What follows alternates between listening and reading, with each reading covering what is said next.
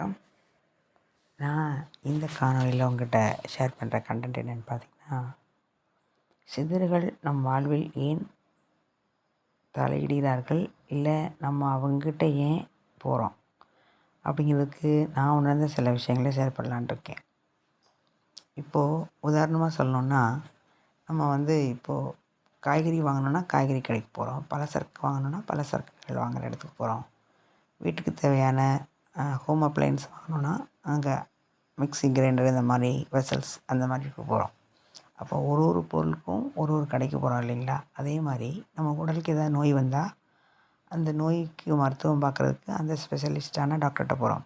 இப்போ heart specialist, அப்புறம் lungs, இந்த மாதிரிலாம் எல்லா டிசீஸ்க்கும் ஸ்பெஷலிஸ்ட் வந்துட்டாங்க. அதே மாதிரி நம்ம மனசுக்கு ஒரு ஸ்பெஷலிஸ்ட் இருப்பாங்க இல்லையா? அதே மாதிரி நம்ம உடலுக்கு நோய்க்கு பார்க்குறோம்ல, மனதுக்கு ஸ்பெஷலிஸ்ட் தான் என்னது? சித்தர்கள். அறிவுக்கு ஸ்பெஷலிஸ்ட் தான் சித்தர்கள். ஆன்மாக்கு ஸ்பெஷலிஸ்ட் தான் சித்தர்கள். இது உங்கள் கேட்டகரிக்கு இப்போது வசதி அதிகமானவங்க லக்ஸுரியஸ் ஹாஸ்பிட்டலில் பார்ப்பாங்க. விவிஐபி ரேஞ்சில் ட்ரீட்மெண்ட் எடுப்பாங்க. ஃபார் எக்ஸாம்பிள், நடிகர்களாகட்டும், இல்லை பொலிட்டீன்ஸ் அரசியல்வாதிகளாகட்டும், இவங்கெல்லாம் பணம் படைத்தவர்கள் அதிகமாக வச்சுருக்கவங்க அதுக்கேற்ற மாதிரி ஒரு ட்ரீட்மெண்ட் பார்ப்பாங்க இல்லைங்களா? அதே மாதிரி தான் இங்கே அவங்கவுங்க ஆன்மா எந்த லெவலில் இருக்கோ அதுக்கேற்ற மாதிரி சித்தர்கள் இந்த பூமியில் ஆட்கொண்டு அவங்கள திசை திருப்பதை விட மடை திருப்புறது, அவங்கள ஒரு வழிக்கு போக வைக்கிறது. ஒரு தண்ணி பூமியிலேருந்து வர மழை தண்ணியை ஒரு விதமாக திருப்பி அதை ஒரு கால்வாய், அப்புறமா அது ஒரு வாய்க்கால் வழியோடி அப்படியே போய் குளம், குட்டை, ஏரி இந்த மாதிரி கடலில் போகுது இல்லையா? அதே மாதிரி ஒவ்வொரு ஆன்மாக்களோட தன்மையாக சேகரித்து கடைசியில் அவங்கள அந்த பிறவி பெருங்கடல் நீந்துவார் அப்படிங்கிற மாதிரி அந்த கடலில் கொண்டு விட்டுறது தான், அந்த வீடு பேருங்கிற கடலில் விட்டுறது தான் இந்த பிரபஞ்சத்தோட ஒரு இயற்கையான ஒரு விதி சட்டம் இல்லைங்களா? இதுக்கு தான் இந்த சித்தர்கள் நமக்கு உதவி பண்ணுறாங்க. அதில் ஏன் அவங்க நமக்கு மிராக்கிள்ஸ்லாம் காட்டுறாங்க அப்படின்னா, ஒரு கடையில் ஒன்று இலவசமாக கொடுத்தா அதிகமாக போயிடுவோம் மக்கள். ரெண்டாவது, அந்த கவர்ச்சியான அந்த பொருட்கள் இருக்கணும். அதை பார்த்தா வித்தியாசமாக எங்கேயும் கிடைக்காத பொருளாக இருக்கணும். ரெண்டாவது என்னென்னா, அதோடய பயன் அரிதாக அபரிவிதமாக இருக்கணும். இந்த மாதிரி சுச்சுவேஷனில் நம்ம அதை நோக்கி கவர்ந்து இழுக்கப்படுவோம். ஒருத்தங்க பயன்படுத்தி அது ரொம்ப சூப்பராகவோ, இல்லை அதன் பயன் பயங்கரமாக இருக்கோ அப்படின்னு ஒரு விளம்பரப்படுத்தப்பட்டால் இன்னும் அதிகமாக வாங்குவாங்க. அந்த வகையில் தான் இந்த சித்தர்கள் அவங்களோட மிராக்கிள்ஸ் காமிக்க வேண்டியது இருக்கே ஒழிய, அவங்க இதை காமிச்சு தான் நான் பெரிய ஆளாகணும் அப்படிங்கிற சுச்சுவேஷன்லேயோ, இல்லைன்னா இந்த மிராக்கிள்ஸை காட்டலைன்னா அவர் சித்தர் இல்லை அப்படிங்கிற பட்சமோ கிடையாது. எப்படி ஒரு வெளிச்சம் காட்டினா இந்த கலங்கரை விளக்கத்துக்கு இருட்டில் பாதை தெரியாத ஒரு கப்பலுக்கு வழிகாட்டப்படுதோ, சித்தர்கள் கலங்கரை விளக்கம் மாதிரி தான். நம்மளை போகிறதுக்கு வழி நடத்துறதுக்கு ஒரு பாதை காட்டுறவங்க தான். நம்மளை கூப்பிட்டு அவங்க போன பாதையை இதுதான் நாங்கள் போன பாதைன்னு காட்டி தான் விடுவாங்களே ஒழிய, இறைவன்கிட்ட உங்களை சேர்ப்பிக்க மாட்டாங்க. நம்ம மனிதர்களாகி நம்ம என்ன செய்கிறோன்னா, நம்மளை மாதிரி சித்தர்கள் மனிதர்கள் ரூபத்தில் எடுத்து அவங்க இந்த பயிற்சியெலாம் முடித்து சில தகுதிகளை பெற்ற டீச்சர் மாதிரி, எப்படி டீச்சர் ட்ரைனிங் முடிச்சுட்டு பயிற்சி கொடுக்குறாங்களோ, அவங்க பயிற்சி கொடுக்குறனால அந்த இடத்துலையே போய் தேங்கி நின்றக்கூடாது இல்லைங்களா? நாம் அவங்ககிட்டருந்து கற்றுக்கிட்டு நாம் ஒன்று டீச்சர் ஆகணும், இல்லை டீச்சர்கிட்டருந்து கற்றுக்கிட்ட விஷயத்தை வச்சு பலனடையணும். ஆனால் இங்கே மக்கள் நம்ம பெரும்பாலும் என்ன செய்கிறோன்னா, அந்தந்த டீச்சர்கிட்ட போய் அடிமையாகிறோம். இதுதான் இங்கே பெரிய விஷயம். அதில் ஆன்மா முதிர்ச்சி அடைந்து, அதாவது சூரியக்கலை சந்திரக்கலை சேர்ந்திருக்க மாதிரி, சந்திரக்கலை இருக்க அம்சம் உள்ள சித்தர்கள் இருக்காங்க, சூரியக்கலை அம்சம் உள்ள சித்தர்கள் இருக்காங்க. இந்த சூரியக்கலை அம்சம் உள்ள சித்தர்கள் பேச மாட்டாங்க. ரெண்டாவது என்னென்னா, பிரபஞ்சமாகவே இருப்பாங்க. அவங்களுக்குள்ளேயே பேசிப்பாங்க, பரிபாஷையே பேசுவாங்க. உணவு உடை அதெல்லாம் அவங்களோட விருப்பத்தில் தான் இருக்கும். சில டைமில் உடை அற்று இருப்பாங்க, உணவே எடுத்துக்க மாட்டாங்க. மலம், சிறுநீர் மாதிரி நார்மல் மனிதர்களுடைய எந்த செயலும் அவங்களுக்கு இருக்காது. ரெண்டாவது என்னென்னா, பர்டிகுலர் வார்த்தையை மட்டும்தான் சொல்லுவாங்க. இந்த மாதிரி செயல்கள் மூலம் அவங்க இந்த தன்மையில் இருக்காங்கன்னு தெரியும். ஆன்ம பலம் உள்ள சித்தர்கள். இவங்க விதமான ஒரு கதிர்வீச்சையும் ஆற்றலையும் இந்த பூமிக்கு செலுத்துறதுனால இந்த பூமியில் பரப்பெடுக்கிறாங்க. அவங்க அந்த வகையை செஞ்சுட்டு போகிறாங்க. அதே மாதிரி சந்திரத்தன்மை உள்ளவங்க வந்து என்னென்னா குழந்தை வரம், வறுமை போக்குறது, நோய் தீர்க்கிறது, இந்த மாதிரி அடிப்படை விஷயங்களை சரி பண்ணுறதுக்குரியதாக இருக்காங்க.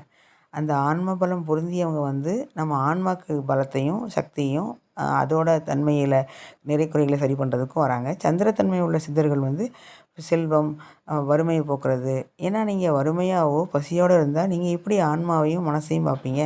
இதை சரி பண்ணுறதுக்குரிய சித்தர்கள். அப்போது இயற்கையே சரி சமமாக ஆண் பெண் எப்படி படைச்சி வச்சுருக்குன்னு நம்ம நம்புகிறோமோ அதே மாதிரி நம்ம மனசையும் நம்ம உடலையும் நம்ம ஆன்மாவையும் பக்குவப்படுத்துறதுக்கு ஒரு தன்மைக்கு எல்லா கல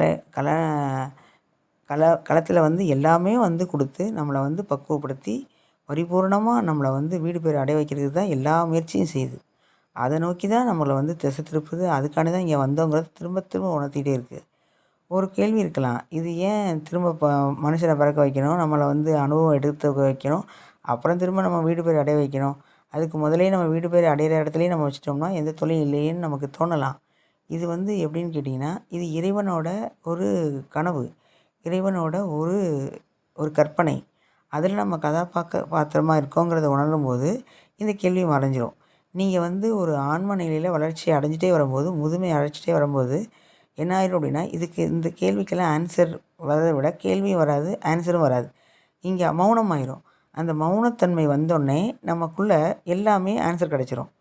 நீங்கள் கேள்வியும் ஆன்சரும் உங்கள்கிட்ட இருந்தால் நீங்கள் பேசவே தேவை மாட்டீங்க இல்லைங்களா? கேள்வி இருக்குது, ஆன்சர் தேடி போகிறீங்க. அதனால நம்ம பேசிகிட்டே இருக்கோம்.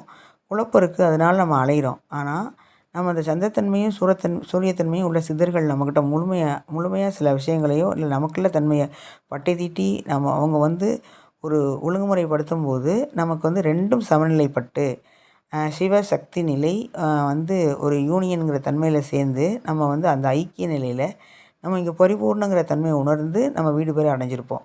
இந்த நிலையை அடையத்தான் சித்தர்கள் வந்து நமக்கு உதவி பண்ணுறாங்க. அவங்கள நோக்கி நம்ம படையெடுத்து போகிறோம். அவங்ககிட்டருந்து சில விஷயங்கள்லாம் கற்றுக்குறோம். அதை வந்து நம்ம ஆன்மாக்கு ஏற்ற மாதிரி நமக்கு தேவைக்கு ஏற்ற மாதிரி இந்த சித்தர்கள் வந்து அதை அருள் கொடுக்குறாங்க. உங்களுக்கு என்ன வேணுமோ சில டைமில் வந்து நமக்கு வந்து ஒருத்தங்க வந்து எனக்கு வந்து ஒரு பெரிய வீடு வேணும்னு கேட்குறாங்கன்னு வச்சுக்கோங்க.